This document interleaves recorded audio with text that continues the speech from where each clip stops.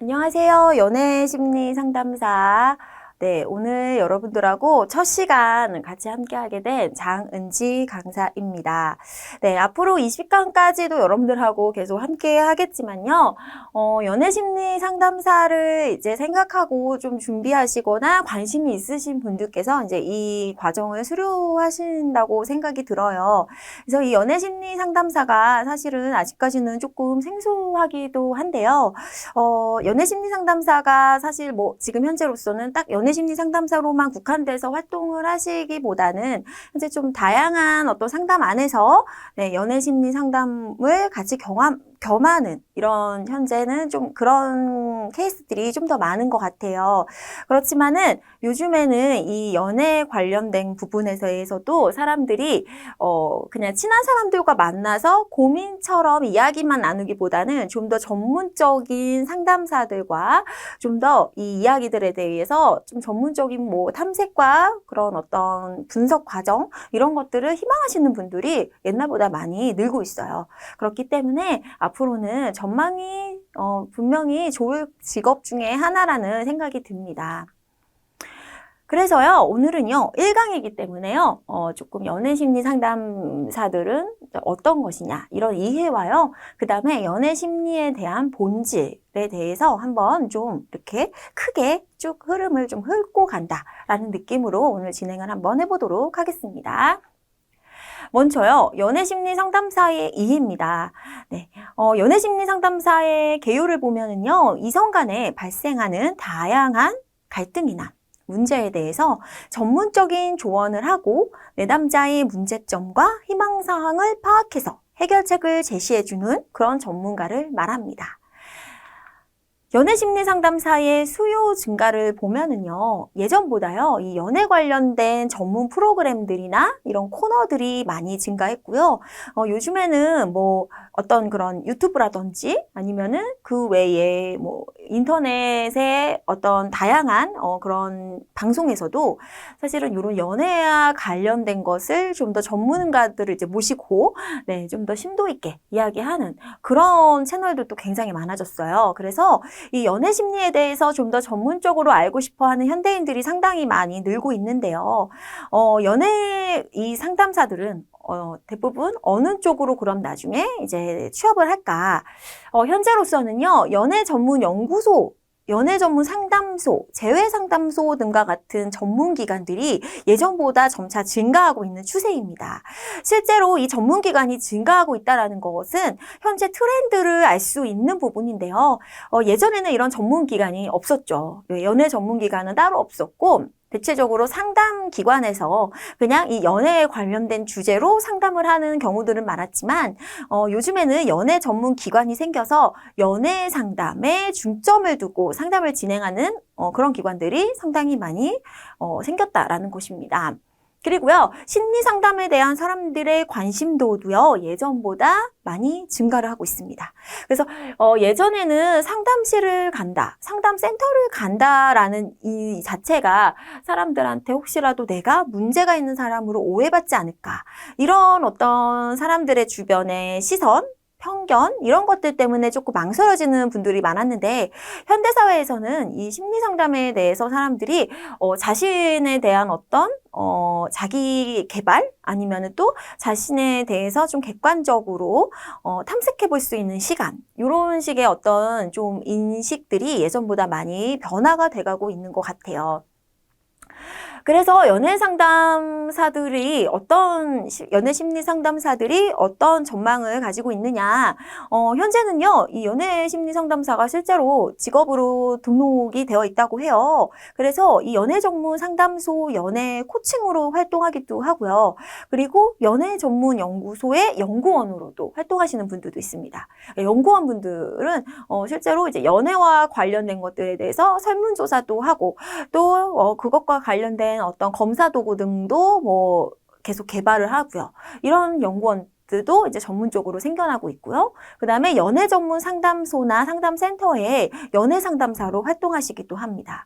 사실요, 저희 같은 이런 좀 이렇게 이 전문 상담사들도요, 이런 연애 전문 상담사로 스카웃이 되거나 실제로 연애 전문 상담사로 근무를 하시는 분들, 이직하시는 분들도 주변에 계세요. 그렇기 때문에 이 연애 상담사가 예전에는 사실 조금 인식이 좋지 않았던 게 연애 경험이 그냥 많고 이성을 굉장히 다른 사람들보다 자주 잘 만나는 사람들이 상담해 주는 것, 이렇게 생각을 해서 좀 전문성이 살짝 떨어지는 그런 이미지였다면 요즘에는 그렇지 않아요. 네, 연애 전문 상담사들도 실제적으로 전반적인 심리 상담에 대해서 많은 공부를 하고 또 그것에 대한 훈련과 그다음에 그런 관련된 것들에 대해서 어느 정도 숙련이 되어 있는 그런 분들을 이제 채용하시는 경우들이 많기 때문에요. 네, 이런 것들도 우리가 앞으로 좀 점점 증가할 추세일 거라는 거. 그다음에 연애 심리 전문 강사로들도 이제 활동을 합니다. 그래서 뭐 기업이라든지 아니면은 뭐 어떤 학교라든지 뭐 등등에서도 요즘에는 이제 이런 연애에 관련된 것들에 대해서 사람들이 상당히 궁금해하고 또 흥미있어하는 분야이기도 하기 때문에 이렇게 강의로도 상당히 인기가 있는 주제이기도 합니다. 그리고 비대면 심리 상담사, 요것은 이제 우리가 이 비대면 시대가 이제 와서 사실은 직접적으로 옛날처럼 만나서 무조건 상담을 해야지만 상담이 잘 이루어진다라고 생각하는 어떤 그런 편견을 좀 깼어요. 그렇기 때문에 이 비대면으로도 충분히 상담사와 내담자가 충분히 잘 서로가 호흡이 잘 맞고 교감이 잘 된다면 충분히 대면하지 않아도 굉장히 예후가 좋게 잘 상담이 이어갈 수 있다. 이렇게 되었죠. 그래서 요즘에는요, 아예 이제 비대면 전문으로만 상담을 하시는 분들도 상당히 많이 증가하는 추세입니다.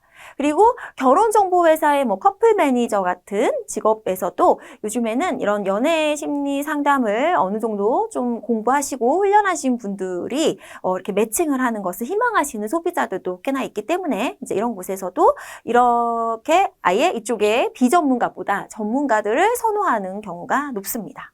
그렇다면 연애 심리의 개념을 한번 볼까요? 남자와 여자가요, 연애를 하는 기간 동안 서로에 대한 이해를 바탕으로 성숙한 연인 관계를 맺는 데 가장 필요한 요소인 거죠. 상대방을 좀 독립된 인격체로 내가 그냥 인정을 하는 거. 그러니까는 사실 연애라고 하면은 대부분의 분들이 조금 오해하고 있는 것이 우리가 이제 사귀기로 했고 교제를 했기 때문에 서로가 서로한테 일거수일투족을 상당히 많이 공유해야 되고 서로가 그리고 하나다. 이렇게 얘기하시는 분들도 많아요. 근데 물론 이게 하나라는 어떤 생각이 상당히 따뜻한 의미로 들려지기는 하지만 이것이 너무나도 지나치게 되면은 상대방을 독립된 인격체 그대로 인정해 주는 것이 아니라 자신의 소유처럼 생각을 할 수가 있어요. 이렇게 되기 시작하면은 이것은 상당히 관계에 있어서 건강한 관계를 만들어가는 데 걸림돌이 될 수가 있거든요. 그리고 사랑에는요, 여러 가지 감정이 존재하는 것을 알아차려야 돼요.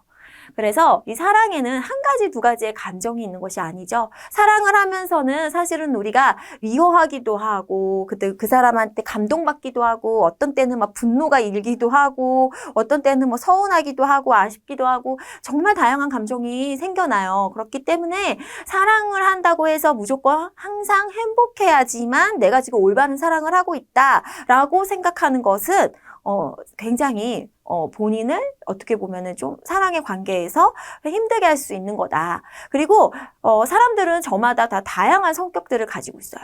그래서 우리가 이 사람들의 성격을 무조건 뭐 남자와 여자로 나누던가 아니면은 뭐 요즘과 같이 MBTI와 같이 무조건 16가지로만 나누던가 이러지는 않죠. 사실은 성격이라는 측면은 너무나도 방대하고 다양하기 때문에요. 이 다양한 성격들을 서로가 인정하고요. 다름을 존중할 필요가 있습니다. 그렇기 때문에 이 사람 나하고 상당히 비슷한 유형인 줄 알았는데 비슷한 줄 알았는데 만나보니까는 이런 부분은 상당히 안 맞네. 이런 것들이 느껴질 수 있어요. 그렇기 때문에 내가 이 사람하고 비슷한 타입이라고 해서 이 사람하고 모든 것들이 다 같을 수는 없다라는 것을 우리는 깨달아야 되죠. 그래서 연애 심리는요, 상대를 독립된 인격체로 존중해주는 마음이다. 네, 독립된 인격체입니다. 그래서 연인이라고 해서 우리가 무조건 제가 말씀드렸다시피 우리는 하나, 너는 나의 소유 이런 걸로 생각하기보다는 사람과 사람이 만나서 서로가 좋은 관계를 잘 유지하면서 다양한 감정과 상황을 공유하는 거기 때문에 우리는 상대를 독립된 인격체로 존중해 주는 것이 가장 중요합니다. 그렇다면 연애 심리의 필요성은 왜 있을까요? 네, 어떤 것이 있을까요? 상대방을 일단은요, 독립적인 존재로 인정할 수가 있습니다. 그리고요, 스스로 독립적인 삶을 살아가면서 건강한 이성관계를 지속할 수가 있습니다. 그래서 내가 상대방하고 좀 떨어져 있더라도, 떨어져 있는 시간 동안 상대를 생각하면서 내 삶도 재밌고 잘 즐길 줄 아는 것이 건강한 이성관계를 지속하는 거라는 거죠. 그리고 갈등을 좀 건강하게 해결하는 해결책을 제시할 수가 있어요. 또 상대방과 나를 다름을 충분히 인정하고 그 다름을 존중해 주는 것도 필요합니다. 그리고 이성 간에는요, 서로 원하는 욕구들을 파악할 수가 있어요. 그래서 연애 심리를 잘 알면은, 이성 간이 원하는 욕구가 서로 충분히 다를 수도 있고, 그 나와 다른 욕구를 상대가 가지고 있다고 해서 그 욕구를 왜 가지고 있는 건지에 대해서 의문을 가지기보다는, 그 사람은 충분히 그런 욕구를 가지고 있고, 이런 욕구들이 어떻게 하면 이 사람이 좀 같이 잘 충족이 돼갈 수 있을까를 서로 잘 알아가는 것도 필요하죠. 그리고 연애를 통해서 발전하는 나의 모습을 찾을 수가 있습니다. 그렇다면 연애 심리의 영역을 보겠습니다. 먼저 첫 번째는 생물학적 관점입니다. 이 생물학적 관점은요, 남성과 여성의 그 태어나면서부터 우리가 그냥 노력하지 않아도 그냥 기본적으로 유전적으로 가지고 있는 것들을 중점으로 보는 건데요. 일단 남성은 테스토스테론이 여성보다 발달이 되어 있고요. 여성은 에스트로겐이라는 여성 호르몬이 더 발달이 되어 있습니다. 그래서 이 옥시토신과 상승 효과를 발휘해서 사교적인 관계를 여성들은 형성합니다. 의사소통에서 남자들은요, 신속한 문제 해결을 위해서 리프트 대화를 많이 한다고 하고요. 여자는요, 유대 관계를 형성하기 위해서 라포 대화를 한다고 합니다. 여기에서 말하는 그 리프트 대화는요, 문제 해결을 중점으로, 포인트를 두고 하는 대화들을 말하고요. 그러니까 해결책을 제시하면서 해결책을 찾아나가는 대화. 그렇다면 여자들은요, 그냥 그 자체를 이야기함으로 인해서 서로가 이런 이야기들, 깊숙한 이야기들을 공유하는 그 자체가 상당히 중요한 의미로 다가오는 대화를 한다는 거죠. 그렇기 때문에요, 이 남성과 여성은 생물학적으로도 이렇게 서로가 다르다. 근데 이제 여기에서 조금 이제 오해하실 수 있는 부분들이 있는데, 여기서 이제 남성과 여성으로 나누거나 이런 것들이 어떻게 보면은 모든 남성과 여성을 사실은 일반화하는 것이 아니에요. 네, 이런 이론들은 실제적으로 확률적인 것에 좀 중점을 두고 말을 하는 것이기 때문에 대체적으로 남성이 좀 더 많은 확률을 가지고 있는 특징, 그리고 여성들이 확률적으로 좀 더 많이 가지고 있는 특징, 이런 것들을 이제 제시한 거기 때문에요. 모든 남성과 여성이 이래 라고 일반화하는 것은 절대 아니다. 그리고 상담자는 절대 일반화해서는 안 된다라는 것을 유념하셔야 될 것 같습니다. 그 다음에요, 인지적 관점을 보자면은요, 인지적 관점에서는요, 남성은 좌측 뇌를 주로 사용하고 여성은 양쪽 뇌를 모두 사용한다고 했습니다. 그래서요, 2000년대에 인디아나 의대에서 실험한 내용은요, 다음과 같아요. 여성은 언어 능력과 기억력이 남성보다 좀 뛰어난 경우가 많았고요. 남성은 여성보다 공간 개념이나 수학 개념, 운동 기능이 더 뛰어났다라고 합니다. 그래서 이런 인지적 관점에서는요, 아무래도 이렇게 사람들이 인지적, 그러니까 받아들이는 이런 측면이 남성과 여성이 좀 다르기 때문에, 그리고 서로가 다른 뇌를 쓰고 있기 때문에 당연히 이런 것들이 서로가 다를 수밖에 없다라는 것을 말하는 겁니다. 그럼 사회적인 관점을 보겠습니다. 사회적인 관점에서는 남녀를 어떻게 보느냐. 네, 사회적인 성역할의 고정관념이 각각 다른 남자와 여자를 만들고 있다라고 보고 있습니다. 각자 다른 환경의 성장과 또 문화적인 배경의 차이, 또 직업이나 학업 수준, 대인관계의 경험 등에 따라서 다양한 가치관의 차이도 드러난다고 하는데요. 예를 들면은 이 사람이 어떤 직업을 가진 사람인지, 그리고 주변에 어떤 사람들과 주로 관계를 맺었는지, 이런 경험들에 따라서 내 가치관이 형성이 된다는 거죠. 그렇기 때문에 나의 그런 어떤 자라나는 환경이 자신한테 영향을 많이 미친다라고 보고 있습니다.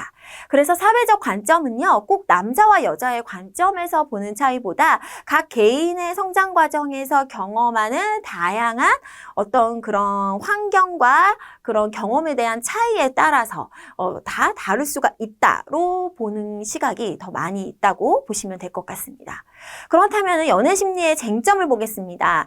네, 사랑의 3요소를 보면은요, 먼저 친밀감은요, 정서적인 요인으로서 내가 가깝고 편하게 느끼면서 서로를 좀 잘 이해하는 것을 말해요. 그리고 열정은 성적 욕망과 같은 생리적인 반응을 수반한 사랑의 동기적 요인을 말하죠.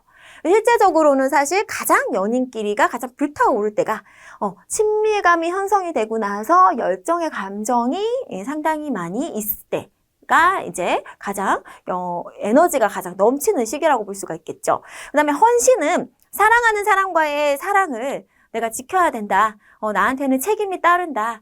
이런 것들을 이제 헌신적인 사랑으로 보고 있습니다.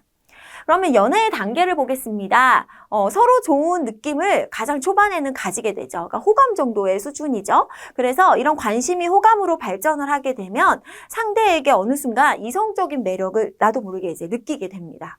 그래서 나도 모르게 이 사람을 만나면은 신체적인 변화가 생긴다던가 아니면은 감정적인 변화가 생긴다던가. 근데 이 변화가 부정적인 느낌이 아니라 상당히 기분 좋은 그런 어떤 변화라면은 이 사람한테 내가 지금 매력을 느끼고 있다는 건데요. 이렇게 해서 이 사람한테 이제 매력을 느껴서 서로가 같이 있는 시간이 점점 늘어나고 이런 호감이 애정으로 발전이 된다는 거죠. 그래서 이렇게 애정으로 발전되는 그 기간 동안에 서로의 인생관을 공유하게 됩니다. 그러면서 상대의 생각과 가치관이 어떤 사람인지를 우리는 이제는 시간이 지나면서 서로가 공유하는 것들로 통해서 이해를 하게 되죠. 그리고 오래 지속될 관계인지 아닌지에 대한 가능성을 이 연애를 통해서, 이 연애 과정을 통해서 우리는 발견할 수가 있습니다. 그런데 이 사람이 오래 지속될 관계의 가능성이 충분히 있고 이 사람이 가지고 있는 단점이나 나하고 다른 환경적이나 아니면은 정서적인 다양한 차이점을 이 사람 정도는 내가 충분히 수용할 수 있다 한다면은 미래에 대한 계획까지 서로가 이제 공유를 하게 되죠.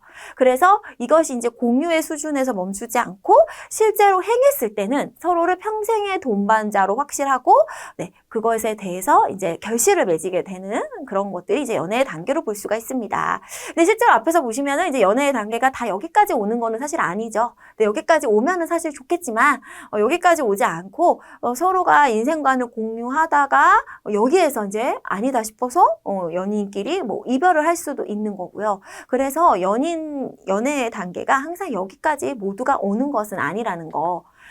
네, 그럼 연애의 호르몬을 볼까요? 네, 미국의 코넬 대학 신시아장 교수는요, 미국인 5,000명을 대상으로 연구한 결과요, 서로 사랑하는 관계에서 열정적인 감정을 느끼는 기간은 평균적으로예요. 네. 18개월에서 30개월이라고 합니다. 네, 모두가 그렇다는 거 아닙니다. 네, 이것은 대체적으로 조사를 해보니 5,000명을 대상으로 조사를 해봤더니 일반적으로 평균 18개월에서 30개월 정도였다. 그렇다면 이 도파민이라는 것은 사람을 흥분시키고 감각을 마비시키고 사랑에 빠졌을 때 하는 여러 가지 행동들을 만들게 하는 제공자인데요. 도파민이 분수처럼 막 분비가 되면 뇌는 격렬한 에너지와 흥분을 생성한다고 합니다. 그래서 활력이 막 넘치고 기쁨이 최고조에 달하면 행복의 도취가 된다라는 거죠. 그래서 이것이 나중에는 쾌락 중추에 중독이 될 수도 있다라고 합니다. 쾌락 중추에 중독이 되는 대표적인 이 심리학 용어 중에 흔들다리 효과라는 것이 있어요. 그래서 이게 뭐냐면은 우리가 만약에 호감이 있는 이성이 있을 때 흔들거리는 다리에서 서로가 만약에 데이트를 하게 됐을 때 서로에 대한 긍정적이고 호감 있는 감정이 더 많이 상승이 된다라는 거죠. 그래서 이것이 이 흔들리는 이 다리에서에 있는 이것들이 앞에 말했던 이런 도파민을 굉장히 많이 분비를 시키는 그런 환경이기 때문에 가능할 것이다 라는 겁니다. 그래서요, 이 페닐에티아민이라는 호르몬도요, 제어하기 힘든 열정을 생성합니다. 이성을 마비시키고 행복감에 도취가 돼서 쾌락 중추는 상당히 활성화가 되고요. 그러면서 인지 능력과 감각 인지까지도 영향을 미칩니다. 옥시토신 호르몬은 사랑의 감정을 유지하는 역할을 하죠. 수치가 높을수록 이 관계는 유지가 잘 돼요. 이것을 우리는 사랑의 호르몬이다라고도 불리웁니다. 그래서 이 옥시토신의 호르몬은 사실은 우리가 사랑의 호르몬이라고까지도 불리워진다라는 겁니다. 그래서 이것은 부성애를 키워주는 호르몬이기도 하고요. 사람과의 공감 능력을 키워주는 호르몬이기도 한답니다. 누군가를 포옹하거나 친밀한 관계를 맺을 때도요. 이 옥시토신은 상당히 분비가 많이 된다고 하네요. 그렇다면 아드레날린을 보자면요. 이것은 극심한 긴장 상태에 있거나 스트레스를 받는 상황에 주로 분비가 된다고 합니다. 심장박동이 갑자기 빠르게 뛰고 입이 마르고 손바닥에 땀이 나는 증상이 있는데요. 이것은 즉 격렬한 운동을 한 후에 기분이 좋아지는 것도 이 호르몬의 영향 때문이라고 합니다. 사랑에 빠질 때 분비되는 호르몬인 이 세로토닌은 상대한테 강렬하고 긍정적 느낌을 받는 호르몬으로 이 호르몬은 깊은 사랑에까지 빠지게 한다고 합니다. 이것은 우리가 아까 그 옥시토신처럼 이것은 우리가 행복 호르몬이라고 한다라는 것입니다. 세로토닌은 행복 호르몬, 옥시토신이 사랑 호르몬이라면은 세로토닌은 행복 호르몬이라고 불리운다. 그렇다면 사랑은 뇌와 호르몬의 정교한 상호작용에 의해서 이루어지므로 처음에 상대에게 느꼈던 짜릿한 순간, 그러한 과정은 이 호르몬 반감기를 생각하면 영원히 지속되지 않을 수 있다고 합니다. 영국 버밍엄 대학에서 실시한 연구 결과요. 1년 이내 이별을 경험한 사람들의 혈액에서 나오는 스트레스로 호르몬인 이 코르티솔의 혈중 수치가 상당히 높게 나왔다고 해요. 그래서 이 호르몬이 상당히 오랫동안 지속이 되면 무기력, 우울증 등을 동반을 하고요. 운동 등의 생산적인 활동으로 오히려 해결을 할 수가 있다라고 합니다. 이성의 발달 단계를 보실까요? 만 15세에서 20세는요, 이 혈육의 성의식 발달 단계에서 이 시기를 본격적으로 이성에 대한 애착이 생기는 시기로 보았습니다. 동성에 대한 애착 관계가 이성으로 대체가 되는 시기인 거죠. 그래서 아주 어린 유아기적 시절이나 미취학 아동기 때 아니면은 그 이후에 이제 저학년 시기 때는요, 대체적으로 동성 친구들하고 노는 것이 가장 좋았고, 동성 친구들하고의 관계가 잘 유지가 되는 것을 굉장히 중요하게 생각을 했다며, 이제 한 15세, 16세 정도는 송아지 사랑이 시작된다는 거죠. 즉, 일반적 이성에 대한 사랑의 감정이 생기기 시작하는 시기고요. 강아지 사랑은 16세에서 18세로 이성에 대한 감정이 이제는 또래 이성으로 바뀌는 시기를 말합니다. 그리고 이 연애 단계가 이제 본격적으로 시작되는 시기가 19세에서 20세 정도인데, 본격적인 연애의 시작 시기로 이성한테 또래보다 좀 더 집중하고 싶은 시기입니다. 그래서 진짜 연인 관계를 통해서 이 사람하고 좀 연애라는 것이 진짜 본격적으로 한번 해보고 싶다라는 마음이 가장 많이 드는 시기라고 하는데요. 사실 요거는 이제 요즘 제가 생각했을 때는 요즘 우리 그 어린 친구들은 사실 요 나이 때보다는 사실 실제적으로는 좀 더 빠른 것 같아요. 요 송아지 사랑, 강아지 사랑 연애 단계 자체의 시기가 요즘에 사실은 실제적으로는 좀 더 빨라지고 있는 것 같다는 생각은 들거든요. 그런데 이제 실제 우리가 이론상으로 보았을 때는 이제 이렇게 이 시기 때 대체적으로 이런 감정들을 느끼고 있다. 그렇다면 연애의 유형을 보겠습니다. 캘리포니아 대학 심리학과 필립 세이버 교수는요, 유년기 시절 부모와의 애착관계에 따라서 개인이 인간관계를 맺는 것이 결정된다고 합니다. 그래서 이 애착관계에 따라서 내가 불안형일지, 회피형일지, 안정형일지 크게 세 가지로 연애 유형을 구분할 수 있다고 합니다. 애착 유형은 연락, 데이트의 사소한 영역부터 연인과의 갈등 관리, 결혼과 같은 중요한 영역까지 영향을 미친다고 합니다. 각 개인의 애착 유형을 이해하는 것이 상당히 중요해요. 이것은 이제 저희들이 다음 나중 시간 때도 애착에 관련된 내용들은 참 많이 많이들 거론이 될 건데요. 그런데 이제 이 애착관계 얘기가 나왔을 때 유년기 이야기들을 사실 많이 하기 때문에 대부분 현재의 나의 사랑에 영향을 미치는 게 애착관계가 가장 크다고 생각은 해요. 그렇지만은 애착관계가 잘 형성이 되어도 나중에 내가 불안형이나 회피형으로 내가 그 유형에 속할 수도 있는 케이스들도 덜어 있어요. 그것들은 이제 유년기 시절을 벗어나서 어떤 다른 사람들과의 관계 속에서 이런 유형으로 변화되는 경우들도 충분히 있기 때문에 이런 것들도 우리가 좀 폭넓게 볼 필요가 있을 것 같습니다. 자, 그렇다면 애착 유형의 불안형은 뭘까? 불안형은요, 연애를 할 때 상대방의 관심과 애정을 잃을까 봐 자꾸 불안해하는 경향이 있는 것들을 말해요. 그래서 이 유형들은 관계에 상당히 많은 에너지를 하루 종일 쏟고요. 상대방의 행동을 너무 과외식하고 심각하게 막 받아들여요. 그래서 자기 생각과 감정을 전달하는 게 좀 미숙하죠. 그 다음에 회피형들은요, 상대와 너무 가까운 거리가 유지가 되면요, 자기가 불편하지 않을 정도의 거리를 두려고 합니다.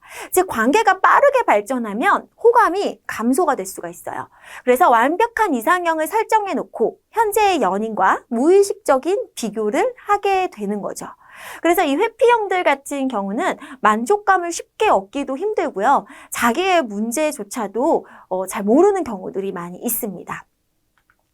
그 다음은 안정형입니다. 가장 이상적이라고 생각하는 유형이죠. 안정적인 연애를 하기에 가장 적절한 사람들로 건강하게 관계를 잘 지속할 수 있는 에너지가 있는 사람들입니다.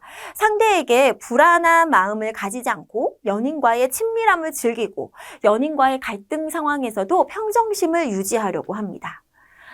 사랑의 유형의 이 예일대 스탠버그 교수는요, 이 세 가지 요소로 설명을 합니다. 친밀감, 열정, 의지. 자, 연애의 현재 관계가 어떤 유형인지를 알면 객관적으로 연애를 판단할 수 있다고 하는데요. 세 가지 사랑 요소 점수에 따라서 8가지의 사랑 유형으로 또 세분화가 된다고 하네요. 자, 그렇다면 먼저 사랑의 유형을 한번 보도록 하겠습니다. 오래된 연인과 가족, 친구한테 느끼는 주로 호감만 있는 사랑입니다. 이 사랑은 친밀감은 높으나 열정은 낮고요. 의지도 낮습니다. 그 다음에 첫눈에 반한 사랑이나 불꽃사랑 등에서 볼 수 있는 첫눈에 반한 사랑이 있어요.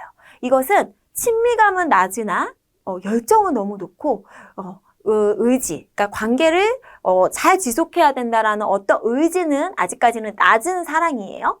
그렇다면은 낭만적 사랑은 친밀감도 높아요. 그러니까 서로가 이미 너무 많이 친해져 있고 서로가 가까워졌으면서 열정은 또 같이 굉장히 높아요. 그렇지만은 이것에 대해서 서로가 무슨 일이 있어도 오랫동안 잘 지속을 해나가야 되겠다 하는 의지는 아직까지는 낮습니다. 그래서 이 낭만적 사랑은 주로 혼자 설레이는 어떤 짝사랑을 할 때나 아니면은 뭐 초기의 연애 관계나 아니면은 굉장히 아직까지 서로에 대해서 가깝게 많은 것을 알지는 못하는 정도일 때 많이 나타나는 유형이고요. 공허한 사랑은요, 친밀도는 낮아요, 서로가. 그렇고 열정도 낮아요. 하지만은 의지만 높아요. 즉, 이 관계를 지속하고 싶은 의지만 높은 사랑을 말합니다. 이 사랑은요, 대체적으로 권태기가 있는 오래된 연인이나 익숙한 연애를 하는 사람들한테서 주로 나타난다고 합니다. 그 다음에 물불 안 가리는 사랑입니다. 이 사랑은요, 친밀감은 낮고요. 열정과 의지는 높은 사랑을 말합니다. 즉, 아직 서로가 그렇게 친하지는 않지만은 열정과 관계를 이어가고 싶은 어떤 의욕이 굉장히 앞서는 사랑을 말하는데요. 이런 사랑은 파바박 스파크처럼 확 붙었다가 식는 스파크식 사랑, 그리고 전부를 건 사랑. 그러니까 순간적으로 내가 이 사람 아니면 안 돼 할 정도로 이 사람이 내 전부일 때, 이럴 때가 물불 안 가리는 사랑 유형에 속하고요. 친구 같은 사랑 유형은요, 친밀감은 높고 의지도 높으나 열정은 낮은 사랑을 말합니다. 그래서 가깝기도 하고 관계를 지속하고는 싶은데 서로에 대한 어떤 뜨거운 열정은 낮기 때문에 편안한 관계나 신뢰적인 관계일 때 주로 나타나는 사랑 유형이고요. 완벽한 사랑은요, 친밀감, 열정, 의지가 다 높아요. 그래서 사실은 이게 다 높기 때문에 가장 이상적이고 누구나 꿈꾸는 그런 관계죠. 그 다음은 사랑이 아닌 사랑입니다. 이 사랑은요, 다 낮은 사랑을 말해요. 네, 친밀감도 낮고 열정도 낮고 의지도 낮아요. 그냥 무의미한 관계, 계약 관계, 네, 무늬만 연인 이런 관계에서 나타나는 사랑을 말합니다. 그래서 오늘은요, 연애심리 상담사 1강이기 때문에 사실은 좀 전체적인 어떤 중요한 개념이나 쟁점, 유형에 대해서 우리가 오늘 한번 좀 이렇게 훑어봤습니다. 그리고 연애심리 상담사들이 어떤 직업이고 요즘 현재 어떤 전망이 있는지 이런 것들에 대해서도 같이 한번 알아보았는데요. 앞으로 2강부터 20강까지 좀 더 세분화되고 좀 더 자세한 내용들이 나와 있을 거니까요. 네, 오늘 1강 내용들을 토대로 여러분들께서 앞으로 2강부터 20강까지 여러분들이 잘 숙지하시면 연애심리 상담에 대해서 좀 폭넓게 여러분들이 이해가 되실 거라고 생각합니다. 이번 시간의 내용은 여기까지입니다. 다음 강의에서 뵙도록 하겠습니다. 감사합니다.